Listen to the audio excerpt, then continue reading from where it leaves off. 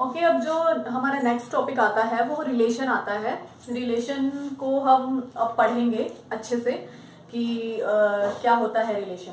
इसके लिए हम सबसे पहले सिंपल एग्जांपल के तौर पे इसको समझ लेते हैं क्या है। जैसे मैं कोई एग्जांपल लेती हूँ, मैंने कोई सेट लिया, मैंने 1 2 एंड बी हमने ले लिया 3 4, ठीक है, 3 4, ठीक है। तो आपका ए क्रॉस बी, तो आप इसको अब आराम से बना सकते हो 1 3 1 4 2 3 एंड 2 4, ठीक है। ये तो हम पहले भी 1-2 बार ले चुके हैं एग्जांपल। तो अब हम इससे समझते हैं कि रिलेशन का सबसे पहले हम देखते हैं कि जो रिलेशन होता है ना, रिलेशन है वो सबसेट होता है हमेशा ए क्रॉस बी का। जो कार्टेशियन प्रोडक्ट होती है ना, ए क्रॉस बी नहीं सच, जो कार्टेशियन प्रोडक्ट होती है,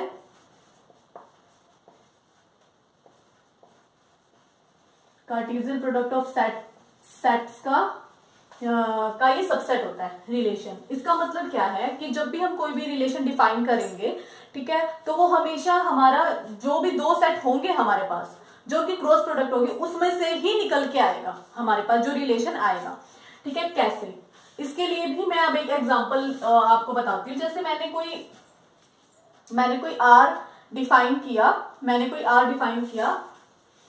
मैं आर ले रही हूं कि मैं ऐसे एक्स वाई का ऑर्डर ले रही हूं, जो हाँ मैं लेती हूं कि जो सम है एक्स वाई का, sum of X and Y is even, और जो हमारे एक्स वाई हैं वो हमारे बिलोंग करते हैं, नहीं ये गलत ले लिया मैंने, यहाँ पे जो x है वो a से बिलोंग करता है एंड y है जो वो b से बिलोंग करता है, ठीक है। ये हमने ले लिया, हमने एक रिलेशन को इस तरीके से हमने डिफाइन किया जहां पे जो x है वो a से बिलोंग करता है और y है जो वो b से बिलोंग करता है। तो आप एक चीज आप देख लीजिए इसमें किस तरीके से होगा। a b, ये 1 2 है, ये 3 4 है, ठीक है। अब इसमें देखिए आप कि इन दोनों का सम है, कौन कौन से ऐसे एलिमेंट्स हैं जिनका सम करने पे आपको इवन मिल रहा है। अब आप 1 3 करेंगे तब भी आपको इवन मिल रहा है, इसका मतलब एक ऑर्डर पेयर आपके पास हुआ 1 3, ठीक है। उसके बाद 1 4 का जब आप सम करेंगे तो 5 मिल रहा है आपके पास, है ना, जो कि हमारे पास इवन नहीं है, ठीक है। उसके बाद आप करिए 2 3 करेंगे तब भी हमारे पास ऑड मिल रहा है, सम करेंगे तो 5 मिल रहा है। ऐसे ही अगर हम 2 4 करते हैं, 2 + 4 क्या बन रहा है, 6 बन रहा है, जो कि हमारे पास इवन नंबर है। तो हम इसको 2 4 को भी इसके अंदर ऐड कर लेंगे, ठीक है। अब हमारे पास ये रिलेशन आता है। क्या ये जो रिलेशन हमारे पास आया है वो इसका सबसेट नहीं है ए क्रॉस बी का? वो ए क्रॉस बी की कार्टेशियन प्रोडक्ट में से ही तो निकल के आया है ना, ये 1 3 और 2 4। अगर हम यहाँ पे ओड भी लेते, the sum of X and Y is odd भी ले लेते, तो यहाँ पे आपके पास 1 4 आता और 2 3 आता, तो वो भी इसमें से ही आता निकल के, है ना, ए क्रॉस बी में से ही निकल के आता। तो इससे सिर्फ एक चीज हमें क्लियर करनी है कि जो रिलेशन है वो हमेशा सबसेट होता है, कार्टेशियन प्रोडक्ट का हमेशा सबसेट होता है रिलेशन, ठीक है। अब हम इसका एग्जाम्पल लेते हैं जो आपके एनसीईआरटी में दिया हुआ है, ठीक है।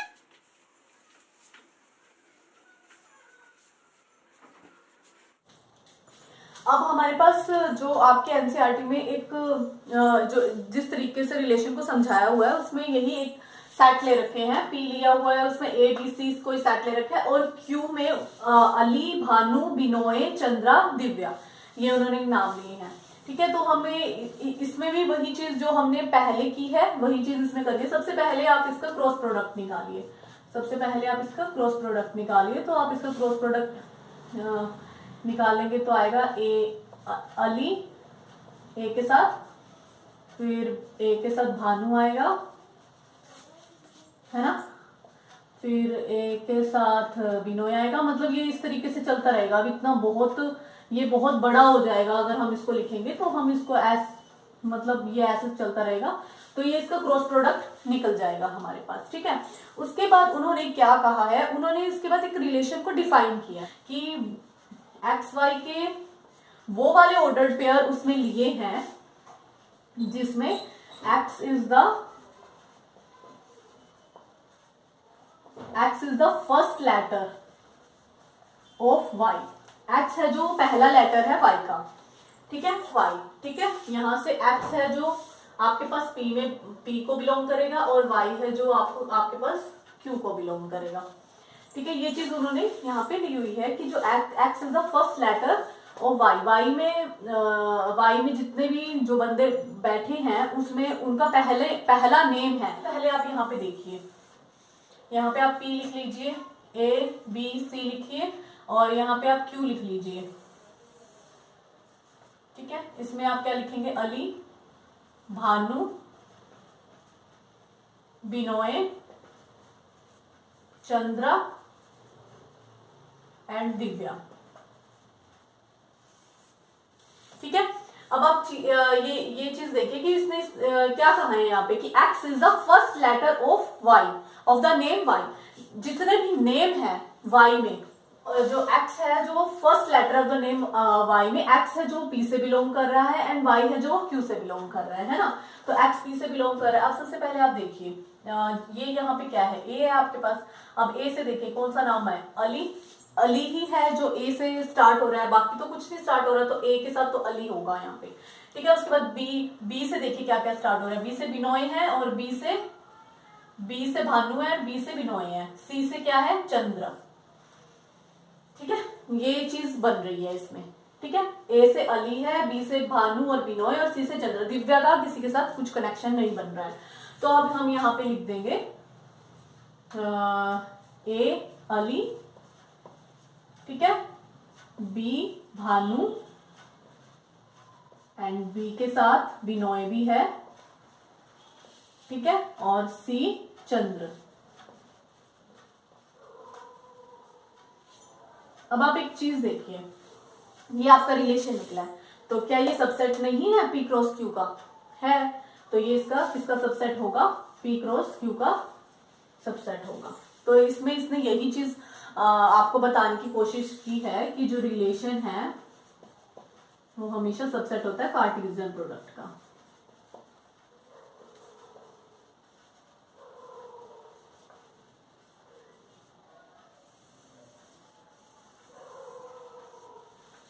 ठीक है।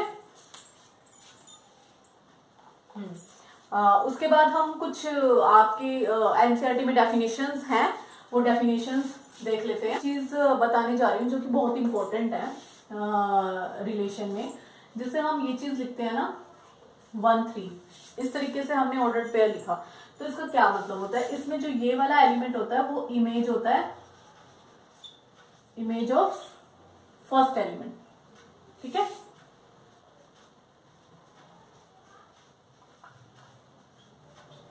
ये इमेज होता है फर्स्ट एलिमेंट की, ठीक है। और जो ये वाला एलिमेंट होता है वो प्री इमेज होता है सेकंड एलिमेंट का।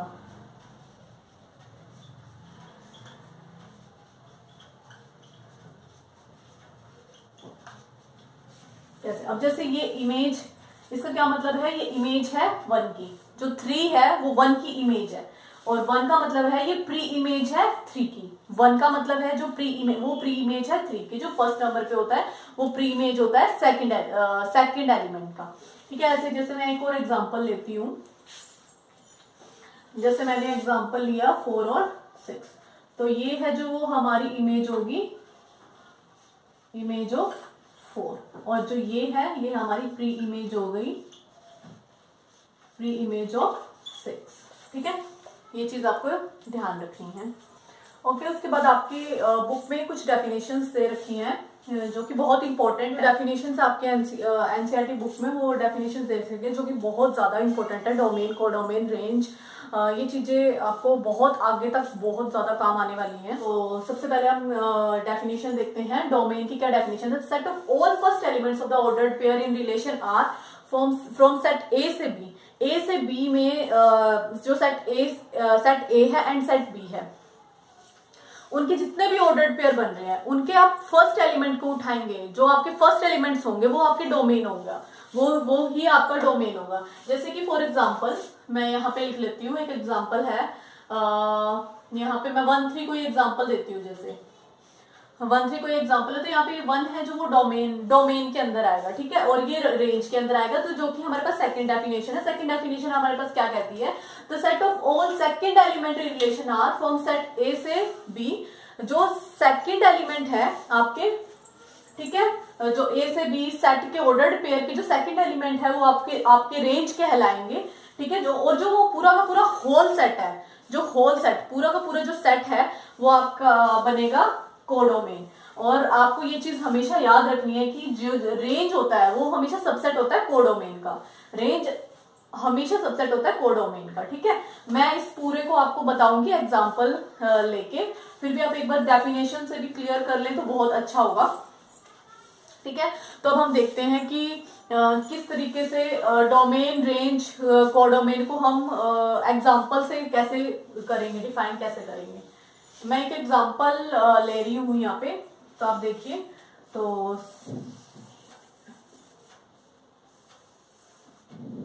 अच्छे से समझ जाएगा।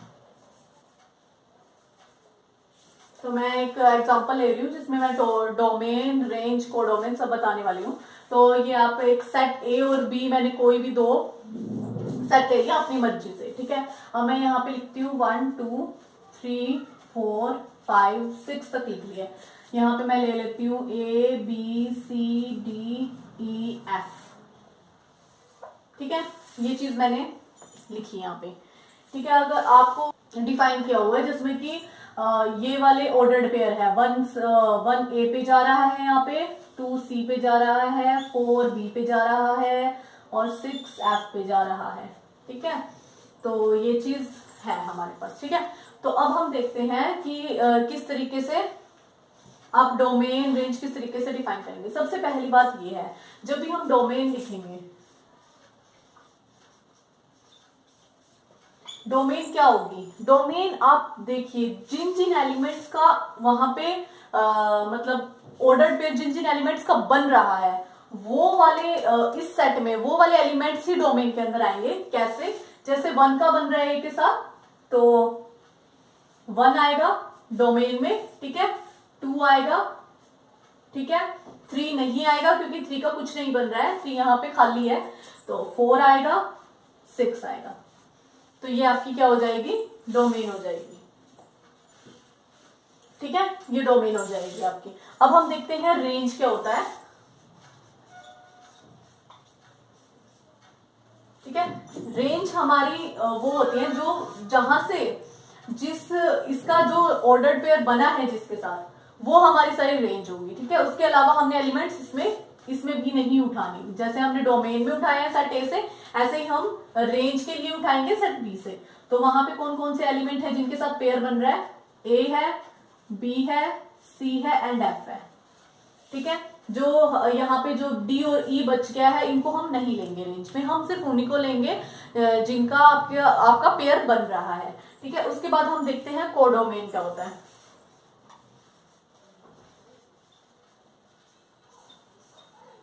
कोडोमेन जो होल सेट है ना बी, पूरा का पूरा सेट बी जो इस साइड, ठीक है, जो पूरा सेट होगा वही आपका कोडोमेन होगा। तो इसके अंदर क्या आएगा, A B C D E F, तो इसमें पूरा का पूरा सेट आ जाएगा। अब आप एक चीज देखिए, उसमें एक चीज लिखी थी कि रेंज है जो सबसेट होती है कोडोमेन का, तो आप ये चीज देख लीजिए। अब ए बी सी एफ इसमें है ना, ए बी सी एफ, क्योंकि कोडोमेन का मतलब होता है पूरा का पूरा सेट, जो यहाँ पे राइट साइड पे जो सेट होगा वो पूरा का पूरा कोडोमेन होगा। लेकिन रेंज क्या है, रेंज तो सिर्फ वही है ना जिनका पेयर बन रहा है, सिर्फ वही रेंज है, इसके अलावा तो कुछ नहीं है।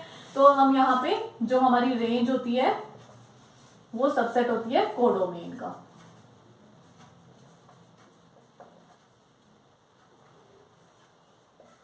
ठीक है। ये चीज भी आपको यहाँ पे समझ आ गई होगी।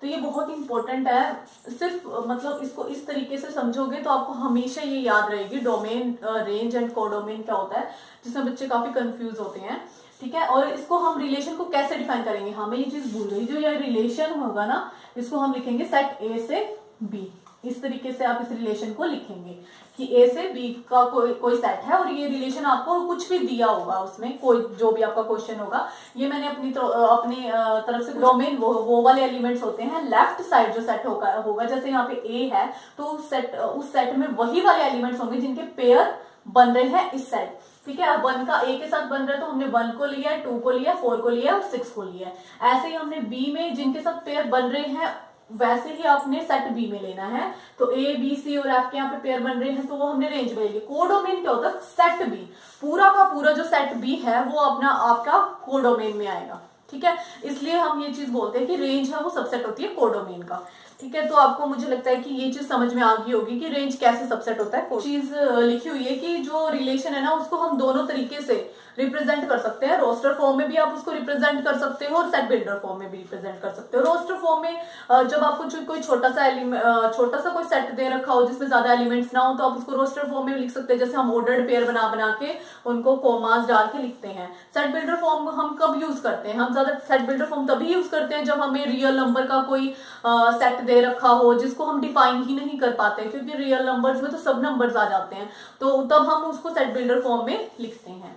ठीक है, तो ये चीज आपको समझ आ गई। अब हम एग्जांपल देखते हैं, जो कि एग्जांपल दिया हुआ है कि लेट ए, आपको कोई सेट दे रखा है 1 2 3 4 5 6। ठीक है, ये एक सेट दे रखा है और आपको एक रिलेशन आर डिफाइन करना है ए क्रॉस से कह लो, मतलब ए टू ए आपको रिलेशन डिफाइन करना है जिसमें आर आपको वो वाले सारे पेयर्स लेने हैं जिसमें जो सेकंड वाला एलिमेंट है वो फर्स्ट वाले एलिमेंट में जब आप 1 ऐड कर दो तो वो उसके इक्वल हो। ठीक है, ये चीज आपको बतानी है आपके क्वेश्चन में। इसमें 2 पार्ट दे रखे हैं, मैंने लिखा नहीं क्योंकि मेरा बोर्ड छोटा है। तो फर्स्ट पार्ट में आपको एरो डायग्राम से उसको शो करना है किस तरीके से बनेगा। सेकंड पार्ट में आपने डोमेन, कोडोमेन, रेंज सब बतानी है उसमें। ठीक है, तो अब हम स्टार्ट करते हैं। तो सबसे पहले हमने फर्स्ट में क्या बताना है, एरो डायग्राम से बताना है। तो आप बना लीजिए, एरो डायग्राम बनाइए। सबसे पहले यहां बनाती हूं मैं। इसने एक चीज लिखी है यहाँ पे फ्रॉम ए टू ए, तो ए से ए। ठीक है, रिलेशन हमारा कहां से कहां तक है, ए से ए, ये आपका रिलेशन है। ठीक है, अब उसमें देखिए आप कि ए से ए दिया है तो आप यहाँ पे भी 1 2 3 4 5 6 लिखिए। 1 2 3 4 5 6 और यहाँ पे भी आप यही चीज लिखेंगे 1 2 3 4 5 6। ठीक है, ये चीज आप लिखेंगे। अब उसके बाद उसने क्या रिलेशन आपको दिया है, उसने बोला है कि आपको ऐसे ऑर्डर्ड पेयर चाहिए जहां पे आप सेकंड एलिमेंट जब उठाओगे तो आप सेकंड एलिमेंट है जो वो इक्वल होना चाहिए किसके, फर्स्ट एलिमेंट में जब आप 1 को ऐड कर दोगे। कैसे, अब सेकंड एलिमेंट तो यहाँ पे यही दिख रहा है आपको, y यही होंगे, है ना। देखो अब y is equal to X plus 1, आप इसको मान सकते हैं कि भी यही ये वाले एलिमेंट्स x के हैं और ये वाले एलिमेंट्स y के हैं। तो आप देखिए, अब आप 1 को ले लीजिए। सबसे पहले आप अगर आप 1 को लेंगे यहाँ पे तो यहाँ पे सबसे पहला कहां से स्टार्ट हो रहा है, 1 से ही स्टार्ट हो रहा है। अगर आप 1 प्लस 1 करते हैं तो हमारी स्टार्टिंग ही यहाँ से 2 से हो रही है ना। आप एक चीज देखिए, ए में हमारी स्टार्टिंग ही 2 से हो रही है ना। तो 1 के जो इक्वल आ ही नहीं रहा है ना, तो y है जो वो 1 के इक्वल, तो 1 तो नहीं होगा। ठीक है, 1 नहीं होगा। तो 2 देखिए, 2 इज इक्वल टू 1 प्लस 1 आ रहा है। ये 2 है जो ये सेकंड वाले इसका एलिमेंट है और यहाँ पे ये इसका है। तो आप देखिए इस 1 का ये वाले 1 का कुछ नहीं बन रहा है क्योंकि हम इसमें कोई 1 जब ऐड करेंगे तो हमारे पास 2 आ रहा है, तो हम उस 1 को तो लेंगे ही नहीं। हम यहाँ से ऐसे स्टार्ट होंगे। 2 प्लस 1 क्या बनता है, 3 बनता है। 3 प्लस 1 4 बनता है। 4 प्लस 1 5 बनता है। 5 प्लस 1 6 बनता है। इस तरीके से ये वाले को मान सकते हैं और आप एक्सिस चीज को मान सकते हैं। तो बस ये एरो डायग्राम से शायद इसी तरीके से इसको बाय डेफिनेशन ऑफ रिलेशन आप यहाँ पे लिख दीजिए कि 1 2 का सेट बन रहा है, 2 3 का बन रहा है, 3 4 का बन रहा है, 4 5 का बन रहा है एंड 5 6 का बन रहा है। ठीक है, ये आपके पास बन रहा है। तो ये आपका फर्स्ट जो पार्ट है वो हो गया है यहाँ पे। तो ठीक है, उसके बाद हमें सेकंड वाले पार्ट में क्या बोला है कि हाँ आपको डोमेन, रेंज और कोडोमेन इसमें बताना है। तो मैंने आपको बताया था कि डोमेन जो इस वाले सेट में आप डोमेन देखेंगे, डोमेन क्या होगा, जिनका पेयर बन रहा है, आप वो चीज देखिए। सबसे पहले किसका डोमेन हम निकालेंगे यहाँ पे, ठीक है। तो डोमेन यहाँ पे क्या होगी, 1 2 3 4 5, यही आपकी डोमेन होगी इसमें, ठीक है। अब रेंज बताइए आप मुझे, रेंज क्या होगी इस वाले सेट में, जो राइट साइड सेट है उसमें जो जिनका पेयर बन रहा है वो वाले एलिमेंट्स आप रेंज के लिए लिख देंगे 2 3 4 5 6, ठीक है। अब आप कोडोमेन लिख दीजिए। कोडोमेन होल सेट होगा, जो राइट साइड वाला है वो होल सेट आप लिख सकते हैं, वैसे तो दोनों सेम ही है, तो आप 1 2 3 4 5 6 लिख सकते हैं यहाँ पे। तो ये आपकी क्या आ जाएगी यहाँ पे, कोडोमेन। ओके, आपके पास अगला नेक्स्ट एग्जांपल ये दिया हुआ है कि ये जो आपको फिगर दी हुई है एग्जांपल में, ठीक है। तो इस फिगर में आपको रिलेशन बताया है दोनों सेट्स में, ठीक है। आपको इसकी सेट बिल्डर फॉर्म निकालनी है, रोस्टर फॉर्म निकालनी है, इसमें डोमेन, रेंज, कोडोमेन सब कुछ इसमें आपको बताना है, ठीक है। अब आप इस फिगर को आप ध्यान से देखिए, ठीक है। इसमें क्या है, यहाँ पे सेट पी में क्या है, 9 है, 4 है, 25 है। यहाँ पे क्यू में क्या है, 5 3 2 1 -2 -3 -5। आपको एक चीज समझ आ रही है, यहाँ पे जो 9 है उसका पेयर किसके, 3 के साथ और -3 के साथ बन रहा है। क्या 3 का स्क्वायर 9 है, यहाँ पे -3 का भी जब आप स्क्वायर करोगे तो वो भी 9 होगा, ठीक है। ऐसे ही 2 का जब स्क्वायर करोगे तो 4 होगा, -2 का स्क्वायर करेंगे तो वो भी 4 होगा। उसका पेयर उसने उसके साथ ही मतलब बताया है। उसके बाद 25 है, वो 5 का स्क्वायर भी होता है, -5 का स्क्वायर होता है। तो इसको आप सेट बिल्डर फॉर्म में किस तरीके से लिखेंगे, एक चीज तो आपको समझ में आ गई कि जो ये यहाँ पे लिखे हुए हैं ये 2 3 और 5 के स्क्वायर आपको यहाँ पे लिखे हुए हैं। तो आप सेट बिल्डर फॉर्म में किस तरीके से आप इसको लिखेंगे,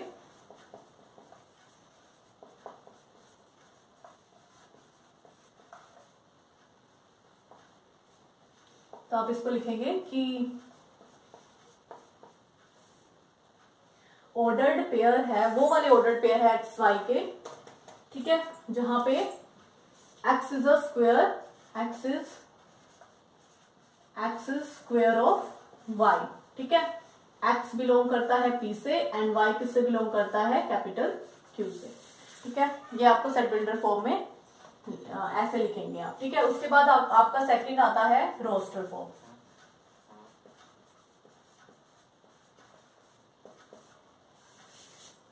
रोस्टर फॉर्म में आप किस तरीके से लिखते हैं, रोस्टर फॉर्म में तो सिंपल, जिनका पेयर बन रहा है उनको आप लिख दीजिए। जिनका पेयर बन रहा है उसको लिख दीजिए 9 3 9 -3 4 2 4 -2, ठीक है, और 25 5 एंड 25 माइनस का 5, ये आपको रोस्टर फॉर्म में लिख देना है, ठीक है। उसके बाद आप अब इसमें एक चीज पूछी, पहले हम इसमें डोमेन देखते हैं क्या है। डोमेन जो ये वाला सेट है इस साइड वाला, इसी में देखेंगे हम, डोमेन चेक करेंगे। अब आप एक चीज देखिए, इसमें सबका सेट बन रहा है, सबका पेयर बन रहा है, इसमें 9 का भी है, 4 का भी, 25। यहाँ पे कोई सेट आपको, कोई भी आपको ऐसा एलिमेंट दिख रहा है जो खाली है, नहीं है। तो आप इस पूरे को उठा के ऐसे का ऐसे इधर लिख दीजिए, तो ये आपकी डोमेन होगी। उसके बाद आता है आपका रेंज। रेंज क्या है, सेकेंड वाले जो अब क्यू सेट है उसमें देखिए आप, उसमें जिनका पेयर नहीं बन रहा है उनको छोड़ के क्या क्या है आपके पास, 5 है, ठीक है, 3 2 -2 -3 और -5 भी है ना। ये आपके रेंज में आएंगे क्योंकि इन्हीं का पेयर बन रहा था इनके साथ, 5 3 2 -2 -3 एंड -5। उसके बाद आपके पास आता है कोडोमेन। कोडोमेन क्या है, होल सेट।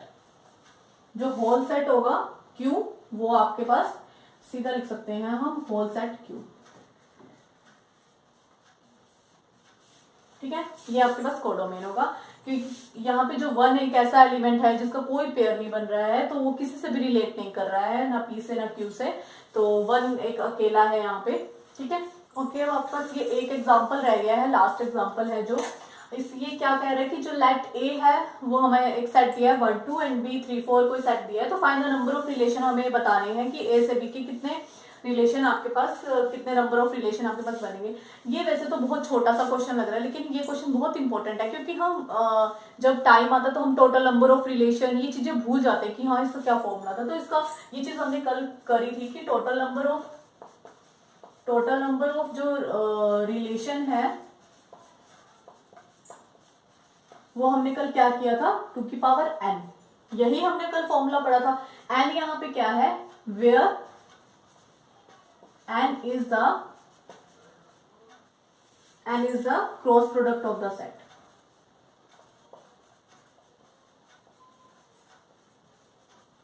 कोई भी a और b कोई भी सेट दे रखे हैं, number of subsets of cross product. For example मतलब कि जैसे एन ऑफ ए में कितने एलिमेंट्स हैं, 2 है।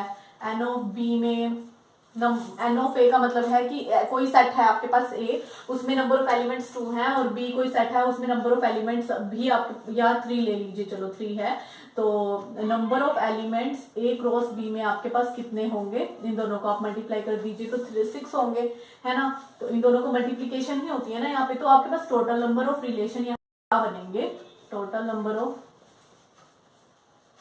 रिलेशन आपके पास 2 की पावर, जो ये चीज होती है ना, ये नंबर ऑफ सबसेट, जितने इसके सबसेट बने यहाँ पे वो आपको इसकी पावर में लिख देना है, तो ये आपके टोटल नंबर ऑफ रिलेशन बनेंगे। तो ये मैंने एक थोड़ा सा आपको रिवाइज करवाया कि जो कल हमने किया था, तो अब हम इसमें उस चीज को अप्लाई करते हैं, ठीक है।